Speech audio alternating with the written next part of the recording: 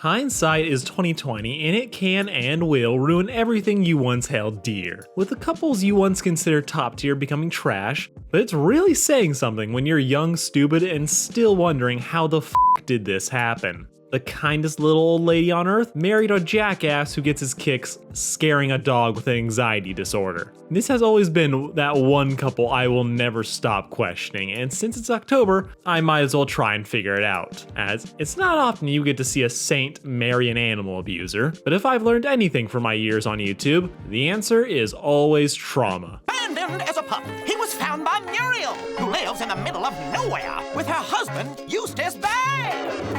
Courage the Cowardly Dog was one of the all-time staples of my childhood. It's in my personal Hall of Fame for media that actually managed to traumatize me. Like, this actually fucked me up. Return the slab. There wasn't enough sweets and soda in the world to make me watch this early CGI monstrosity. In spite of the emotional damage, this was still one of my all-time favorites as a kid, and looking back, I can see why. The story of a dog trying to protect his owners from nightmare fuel, it's a show that basically writes itself. Threading the needle between great comedy and actual horror, this was never a mystery show, but it was definitely suspenseful, which added that extra little shot of adrenaline so many kid shows were missing back in the day. But if we had to pick any mystery though, the one that always vexed my 7-year-old brain, it was the marriage between Eustace and Muriel. Now Eustace is an asshole, routinely endangering his family for personal gain. This idiot will suffer any curse imaginable if he could make a buck off of it. He's that irritable threshold of stupid and mean you just can't stand in people. Not to mention, he abuses his dog. And Courage is already paranoid and has abandonment issues. He does not need this shit. But this jackass makes it a hobby to scare this poor puppy at every opportunity. Seriously, screw this guy. The only good thing Eustace has ever done for society was stay at home. No one needs this kind of negativity in their life, and by some miracle, he ended up marrying a woman he doesn't deserve. A little something, dear? And you must be hungry. Muriel doesn't have a single bad bone in her body and would give you the shirt off her back, her lunch, and a cup of tea to anyone who asked for help. She adopted Courage when he was abandoned as a pup, and she's his one guiding light and the only reason he doesn't leave Eustace to die. Like, of all the times Courage goes to save Muriel, him saving Eustace is always just a bit of a coincidence. If you can fault this woman with anything, it's for not finishing the job her mallet started. Disciplining her husband when he's being a jackass, Eustace honestly couldn't have done any better. Muriel couldn't have picked worse, which begs the question, why? Why did this of all relationships start, and why is it still together? Because they do love each other, and this has always just tantalized me. Eustace is every bad thing Muriel doesn't approve of, and you'd think that they'd be in more trouble than just a whack on the head can solve. Then the answer hit me. And this is completely my own take. I am not making any claims to know the intent of anyone, but it makes a certain amount of sense that the main answer here is pity. Now I could cry and be like the worst of YouTubers and take historical/cultural background knowledge and apply it to a show that only aesthetically is connected to the series, but I won't be doing that. Instead, the answer to the question so many of us asked as kids can be found in the show itself, as it actually does a pretty good job at delivering context for its characters, with Eustace benefiting from this the most, which isn't saying much since you can only go up from dog strangling. Eustace would take bronze at the tragic childhood Olympics. His whole life he's been treated like shit by his mom, his father, and his brother, who even in the ground wasn't gonna give him a dime. Eustace's whole life has been an uphill battle to just exist, and he could never win. His mom is a dick who treats him the same way he treats Courage, which is very much informative in just why he's like this.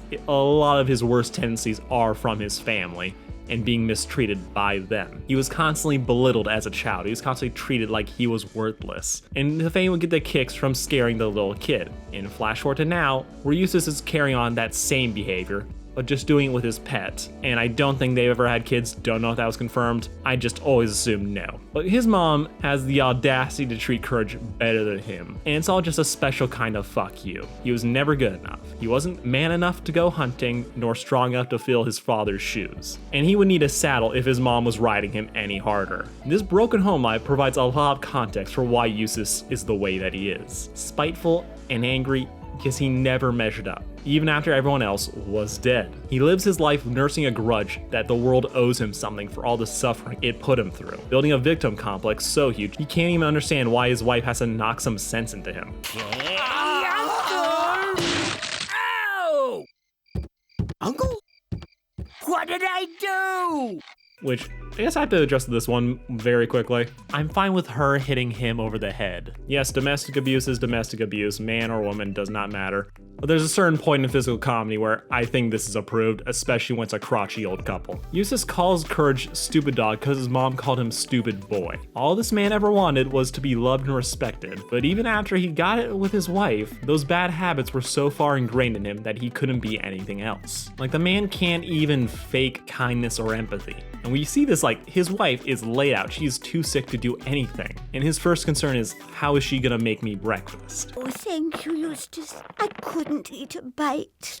I meant for me. Or how he'd slam the door in the face of an old Romani dog looking for a little help. Eustace is a bitter-ass old man who really can't accept that he never made anything of himself. And to cope, he tears everyone else down. So with all that said, you think that Muriel would never come within 100 feet of the man, let alone marry him. But here's the thing, Muriel is nice to everybody. She doesn't judge and has always been kind. And rather than seeing the cruel, vindictive man that he is, Muriel might have chosen to focus on the wounded child beneath all of that. As Eustace is a train wreck, but he's also the victim of a really shitty life that Muriel would definitely have been sympathetic to. And the show establishes that Muriel, despite being the all-loving hero, doesn't have a bad word to say about anybody, doesn't fuck with Eustace's mother, refusing to join him to visit her on Mother's Day, being less than enthusiastic when she drops by the house, and coldest of all, just shrugging off her mother-in-law possibly dying from whale. Well, I'm glad that all worked out.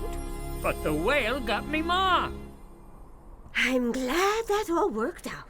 This apathy for Grandma Bag is pretty surprising. And the first go-to is think, okay, they're doing the wife isn't a fan of mommy dearest trope, so you don't really question it. It's a cliche that everyone's done, so you're like, oh yeah, that must be the reason. But if you take it in context of Muriel knowing Eustace's background, knowing what a mean old woman she is, as Muriel has been here forever. She has been married to Eustace for years. She knew his brother. She knows a lot of his family history, so it makes sense that she would know the worst of what he's been through. And this makes it make sense that she would keep Grandma at arm's length, or just not give a fuck when she seemingly dies. Eustace isn't a good person, no one is arguing otherwise, but looking at him through the lens of someone trapped in the cycle of abuse, you understand why he turned out the way that he is, which is why the level of empathy that Muriel has can make her overlook some of his faults. There's a horrible, ugly monster driving that truck. Caution Eustace here. She is a bit of oblivious as far as characters go. Stuff will happen, and she won't question it. Get attacked by giant spiders, she treats it like a cockroach and leaves. Doesn't like, oh yeah, I just fought for my life there. But while she doesn't question the craziness of nowhere, she does know who Eustace is. She knows the man that she married. And when the two are struggling through their marriage through a ghost who is out for revenge, because cartoons, I see a beautiful butterfly who only wants to make her husband happy. I see a woman hitting a guy on the head with a frying pan. they do immediately reconcile. They realize how much they love each other, and Eustace is willing to stand up to his mom for his wife. I don't think this was ever a case of Muriel trying to fix Eustace, but she empathized with him, and that's what caused her to love him. It's not ideal, and she does have to take a lot of his flaws in stride, but she just accepts it, with her coping mechanism being aggressively baking when shit starts to hit the fan. She never forgets the sad little boy that Eustace really is, something that was confirmed in an episode, by the way. He's a little sad boy suffering under a hot sun with no one to look out for him. And while I don't feel like this would be the relationship I'd want Muriel to be in, it's not healthy, she's not gonna turn a blind eye to someone in need, even when they're terrible. Or maybe Eustace really was just better back then, less of a jackass. Stupid dog! You made me look bad! Overall though, this is a fantastic show. Love these two. Like honestly, I love Eustace. He is such a good character to see the shit get beaten out of them. And Muriel's just a saint. Honestly, I just love all the characters in Courage the Cowardly Dog. They're all just so great, from the sassy computer to the... Perfect! Oh yeah, I forgot how racist some of these characters were. Alright, this has been Sarcastic Chorus. Thank you for watching. Yada yada. Love you all. Goodbye. Peace out.